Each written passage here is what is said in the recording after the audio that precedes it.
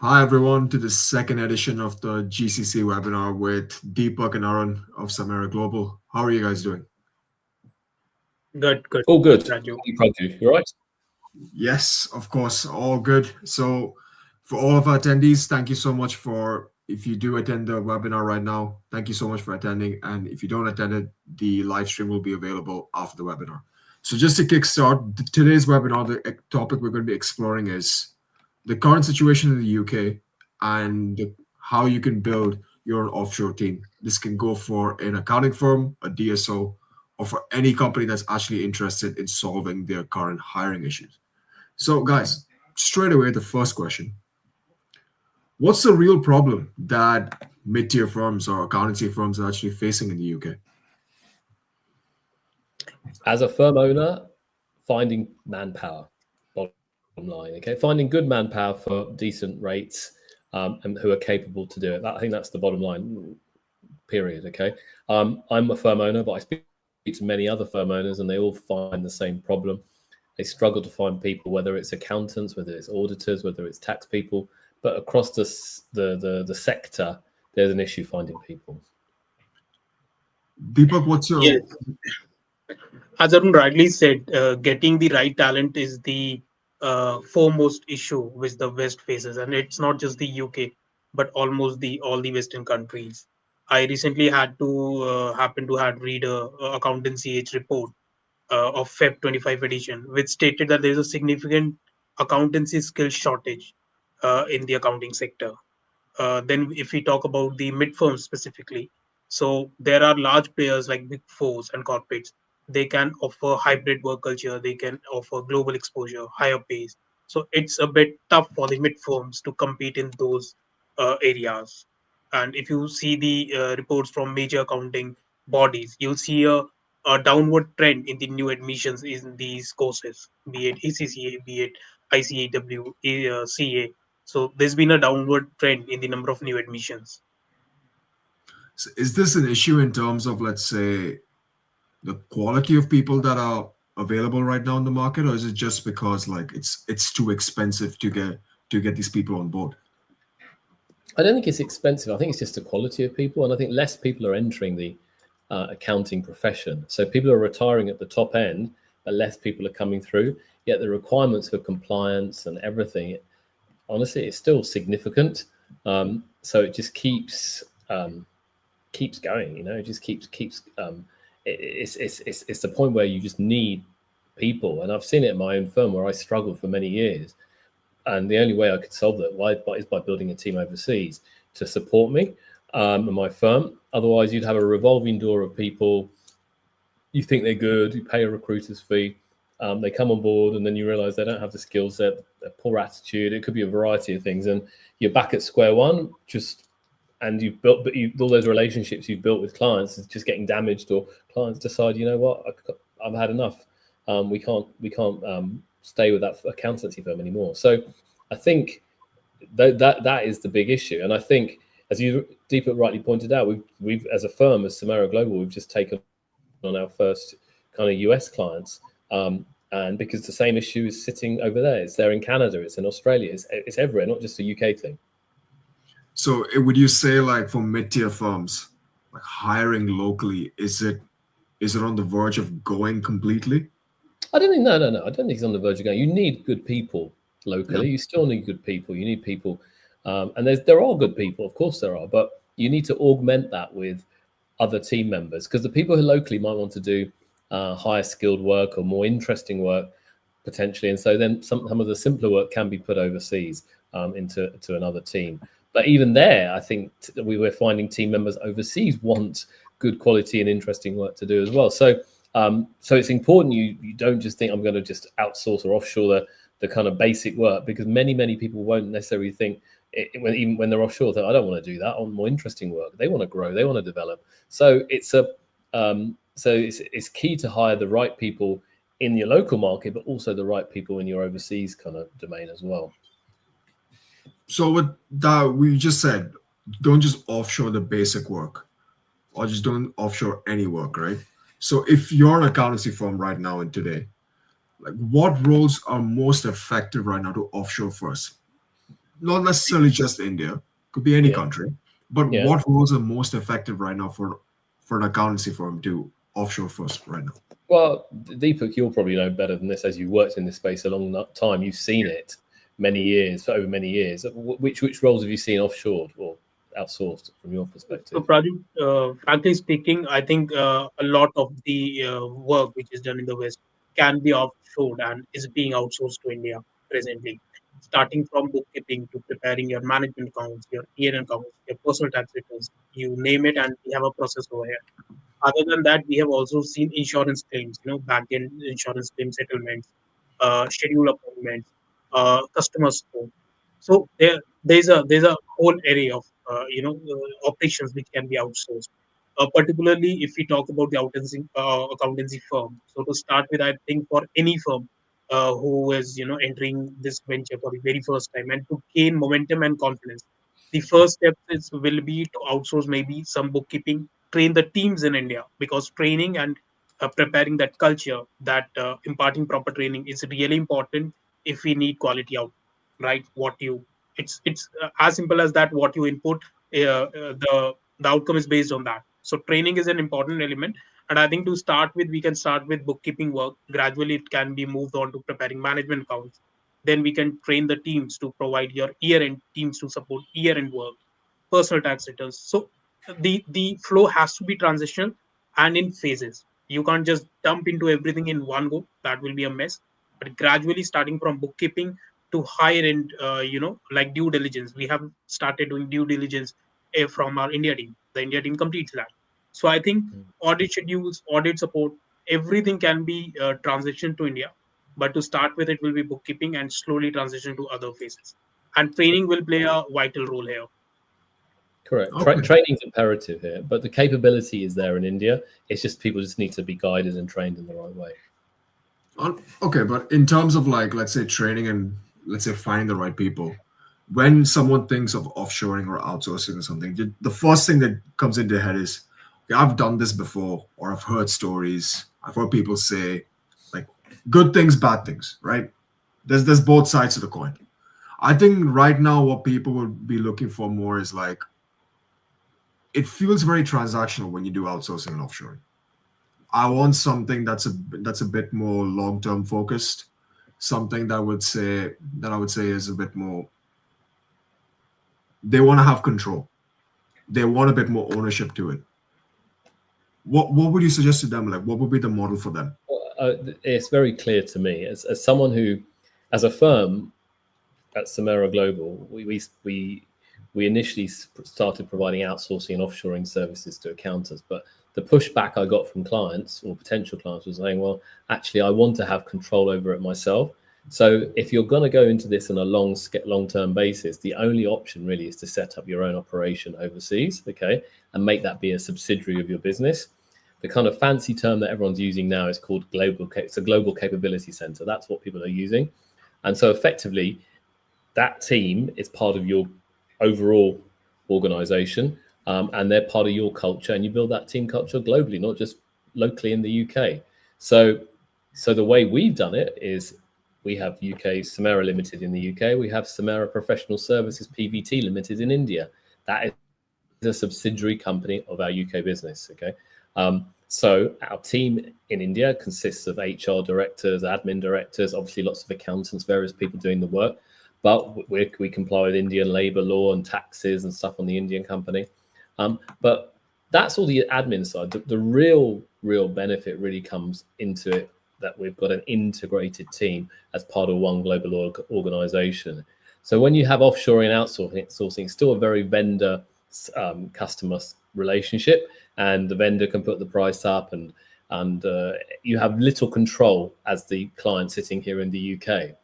Whereas if you own that entity sitting in India or wherever it may be, you have full control. You can change things, you can organize things, you can recruit new people, you can change pricing, you can put salaries up, you can do whatever you want, okay? And honestly, that is a game changer. That's when you really have control, but most importantly, you have control over your culture, okay? And I think that is the thing that so many people who've failed in this whole area of offshoring and outsourcing. And I think this is where more and more of these large offshoring and outsourcing vendor firms have failed or failing their clients, is because the culture isn't translated across. But if you can get the culture right, and I'm not saying we have it perfect, far from it, but our intention is to build a global culture for a global team that feel part of a global organization. And that's what we are trying to do. Deepak, any thoughts? Yeah, just to add to Arun's thing, one of the issues with the outsourcing model is that the resource retention, you have little to no control over resource retention. Someone, a manager or a teammate's been working perfectly for you. You want him to interact with your clients. But then these vendors, the outsourcing vendors, have constraints, have restrictions. And keeping, because there's a third party involved, so there have to be a margin being placed in terms of the Indian outsourcing partners. So if a resource is too costly for them, either they move it to a new client, or you actually, the gist is that you have little to no control over resource retention. They may provide you an alternate resource if you have issues with the quality, with the concern, but you are not very sure whether the second resource will be as impactful, as efficient as the first one. So then you have little control over that, and then that results into failures in deliveries, agitation from clients, Yeah, escalations from clients. So these issues, in your own GCC, you can train the person in your culture as per your expectations, which is very hard in a third party arrangement. correct. That's paramount. That's the key point. Well, like going by all what you guys have said, I mean, it sounds really good on paper, but I'm pretty sure there's like a process that this goes in terms of setting up your own entity. When someone actually, they probably love the idea now. Like, now I finally get ownership, I finally get control, I finally get to take decisions that will be benefiting my firm in a way that I want to do it. So, in your expertise and what you've done, what would be a roadmap for these guys? How do they start? What's the next steps? And how does it end? So I'll yeah, you take it, Deepak. You go for Yeah. it. So, Praju, what we literally do, or what we have the plan to set up a GCC in India, is a 30 days or a 9 months, 3 months, sorry, 30 days, 90 days, 3 months, systematic phase wise plan. So we divide the 90-day into three phases: phase one, two, and three. Phase one is, as you said, is the blueprint, a lot of documentation, brainstorming, calls with the client, getting the processes done on the paper. So that's the actual work we do on the papers. The second phase comes from 31 to 60 days, which is wherein we set up the structure, the map we have prepared on papers in actual life. We give life to that. So that means incorporating an entity into a company, finding your local Indian director if you don't have one, setting up your major processes, SOPs for them, setting up the infrastructure, the IT side of things, arranging the vendors, and then talking the potential resources for your production, resources for your team. And then comes the 61 to 90 day, which is the third phase, wherein we anticipate keeping the transactions live. So that's the 1 month wherein we support with the operations, we overlook the operations, and we help the GCC Indian team to integrate with the headquarters, US, UK, the foreign entity, the parent company. So it's a mix. Of course, looking at the compliances in India, other things to be complied with, the labor laws, the GST laws, the state-wise laws. There can be a increase or a decrease in this tenure, but the proposed plan, or the roadmap which we follow, is a 90-day plan wherein we you know aim to go live with operations. And if I could just add one thing, but prior to going down that 90-day route, we would always do a feasibility for the client. There's no point going down that route of 90 days and spending time and money and everything if we don't actually think it's actually worthwhile you doing. So we'd always do quite a detailed feasibility at the outset, working out the ROI, working out what are your longer term plans, and then kind of factoring that into a plan. It's that plan, if you're then happy with, we would then implement over those 90 days. I mean, Arun, I think you can give a bit more of like, I know Deepak's given like a 90-day roadmap, but you can say from experience, like you took time and effort to build something like this in India. And Yeah, Deepak also mentioned like the 31 to 60 days, the importance of a local director in yeah. India. I think these things. I think we've mastered the plan now. We've mastered it. We've learned from our own experience of how to do it and who you need and what paperwork you need, which people you need, which lawyer, which accountants, which kind of ministry you need to be dealing with, which bank account to deal with, which company. So these are all very, very kind of important things to cover, but it can take time if you're doing it on your own and you're not sure how to navigate. And I have an inroad into India, but through my history, through my family, through connections and working with India for so many years. But I appreciate many people might not have that direct link into India and don't know what it's all about. It's a far foreign land from the UK or US. But we're there to bridge that gap to help people understand, okay, what you need to understand kind of administratively and paper-wise and financially, legally wise, so but also culturally as well. And that's an important thing that shouldn't be negated. I think it's the cultural understanding is more important than the other things. Okay, but the key point here is if you're going to set up your own GCC operation out there, this team sitting overseas in India is not just people sitting over in India. They are part of your global organization. You're part of your global group. You're turning yourself into a global business ultimately. And you just happen to have a great team sitting in India to support your global business. So when a company tries to set up a GCC in India right now, what is it that you're missing about India that's not making them take this step? Like, what are they missing? Like, what do you think? Like, if you look at a client's mind, a potential client's mind, what's making them not take that action or that step to actually do this? Fear.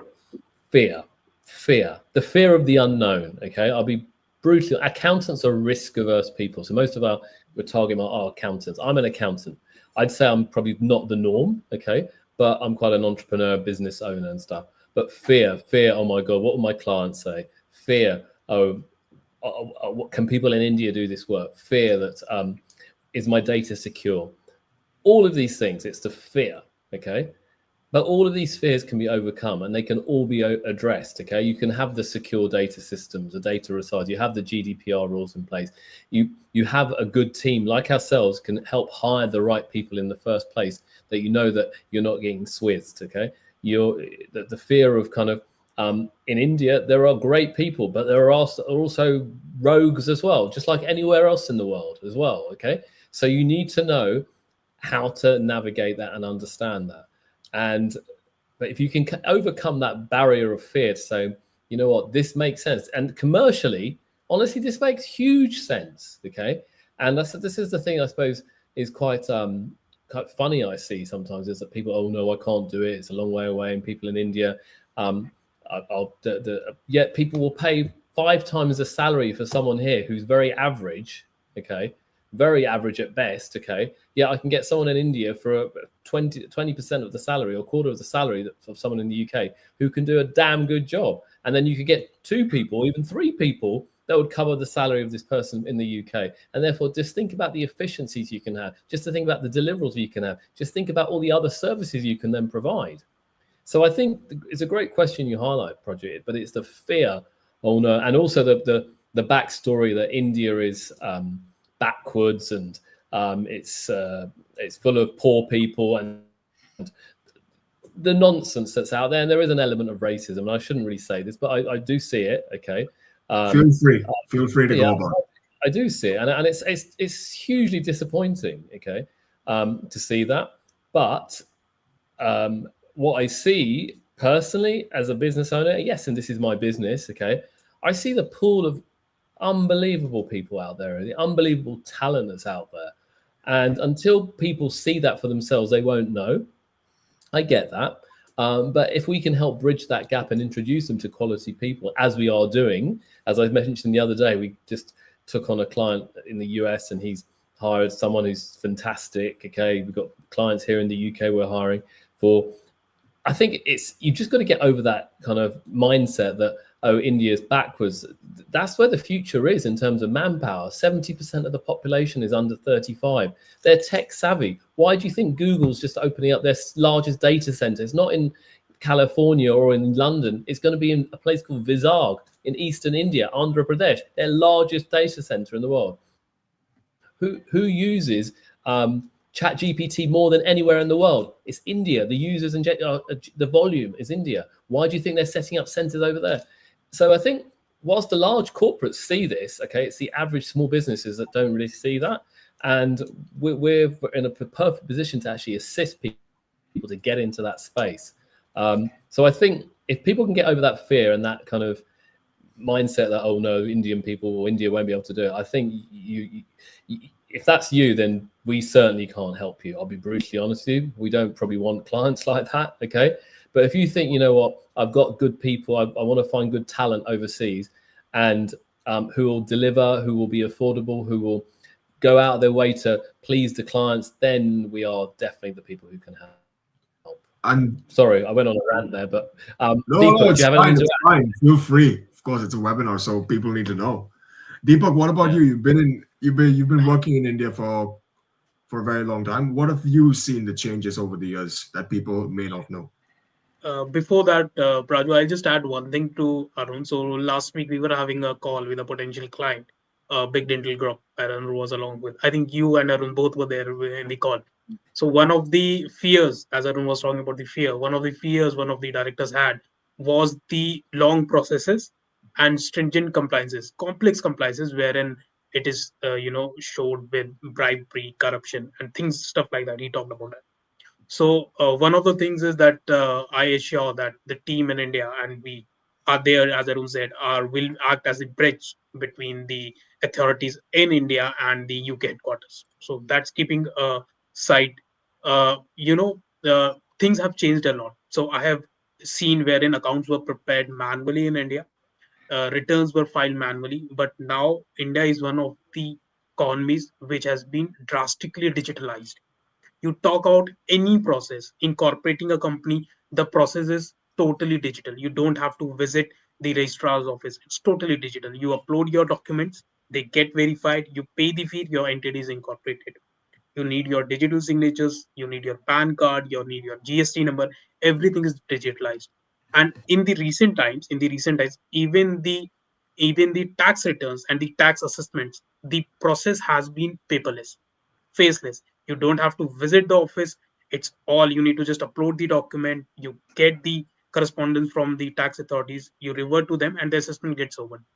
So this India has transitioned, as Arun was saying, that 70% of the population is under 35, and this population is tech savvy, and they give importance to digitalization.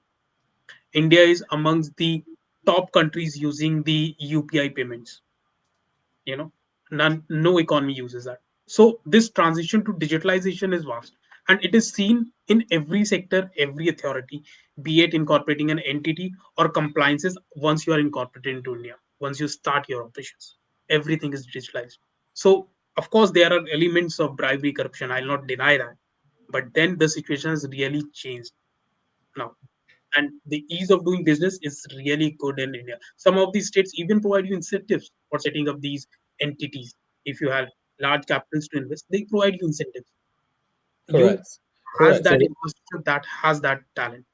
Yeah, and I think you're right. It's so much easier now to do things in India. Maybe 10, 15 years ago, it was a lot harder, but the technology's evolved, the processes have evolved, the talent's younger, and we're seeing an economy that's growing at 7% per year. Okay, and that's why countries like the UK are having a trade agreement with India. They want to get into India. They want to do things with India, and in order to do that, though, you need to set up operations.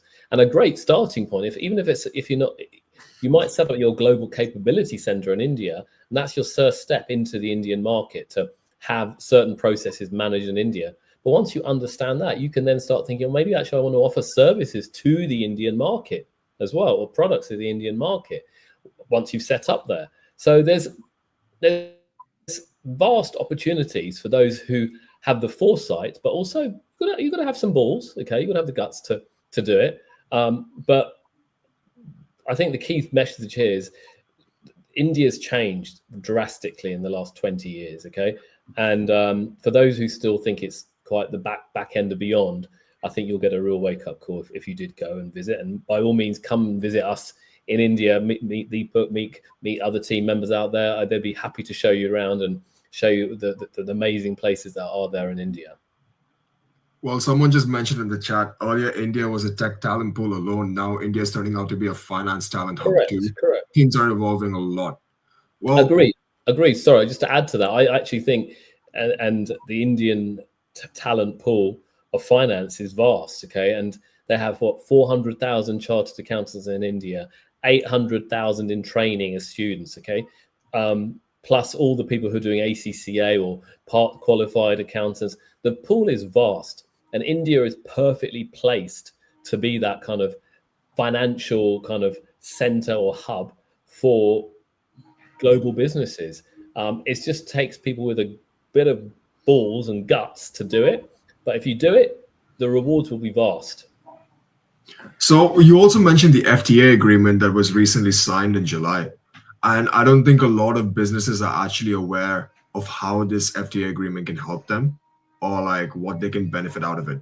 Has it become, let's say, a little bit more easy, a little bit less stressful for businesses to do some things, and what are certain factors? I think it's early days yet on the FTA, to be honest. Okay. No one really knows, but there's certain sectors that may benefit, such as jewelry or kind of clothing or various things that could benefit. I think we won't know until we start seeing maybe 2 or 3 few years down the line. But I think what you can see though, and this is very apparent to someone living here in the UK.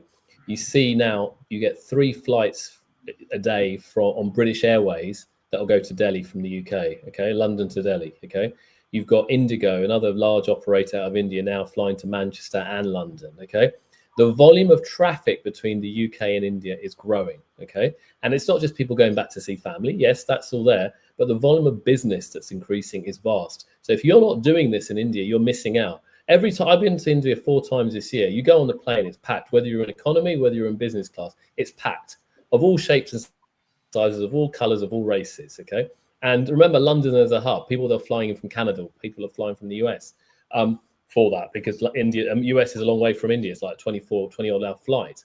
So it's a real hub. India is now, and by virtue of BA, big operator, Virgin, bigger operator, there's big flights going to all these places.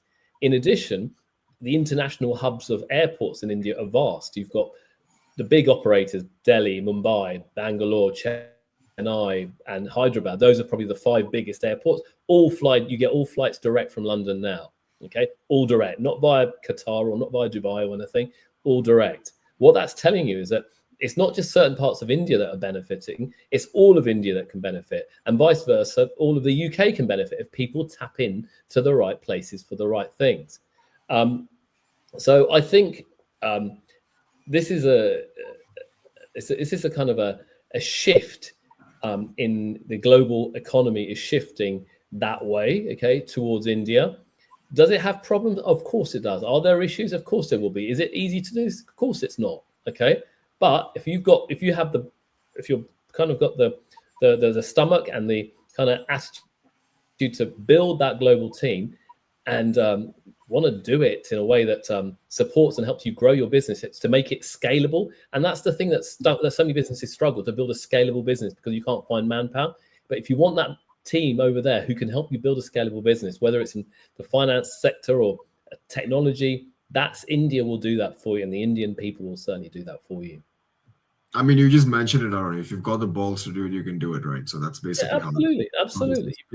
It's doable, but it's important to seek the right people and the right advice, and you can get it wrong, and you can get it wrong, and you spend money and time and headaches, and it's like, oh my God, why have I done this in India? What am I doing? But if you do it right, it will change you. It will change everything. It will change everything for the better. Deepak, anything further to add on? Just continuation to what Arun said earlier. So the rising cost is an issue in the UK. Recently we saw the employees NIC being increased from 13% 0.8% to 15%. So that rising cost and the competition, and then the pressure of the accountancy shortage, skilled labor, that is of course an issue. And I think almost all of the work which an accountant in the UK, sitting in the UK is doing can easily be offshore to India, uh, even with a cost benefit of 30 to 50% of the cost.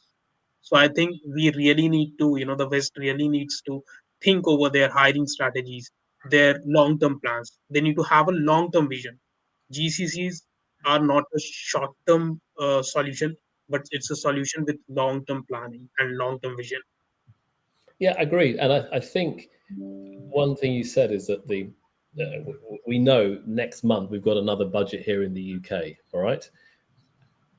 I can tell you it won't be favourable. It's very evident. It's not going to be favourable for UK taxpayers, okay? And it's probably not for businesses as well. So you have to think differently. You have to be willing to take that risk. You have to be thinking, well, think strategically. What's the strategic direction I want to do? How am I going to build my business? It's all well and good, yeah, you want to employ people here, but if you're trying to charge a few £100s for a tax return and it's costing you thousands just to employ someone, you'll be out of business within weeks. Okay. So you have to think strategically, how am I going to build my business globally to be able to operate here in the UK market?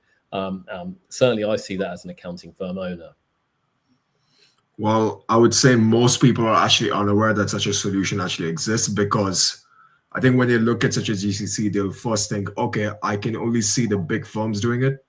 That's probably the first thing they'll come up with, because they only see the big firms coming up with huge ass offices. But what I've also noticed is you don't necessarily need to be a big firm to do this, and you don't necessarily need to set up a GCC the first time just to hire 50 people to cover every department. It can start with 3. It can start with 2. Absolutely. That's how you start with. It starts with small numbers, guys.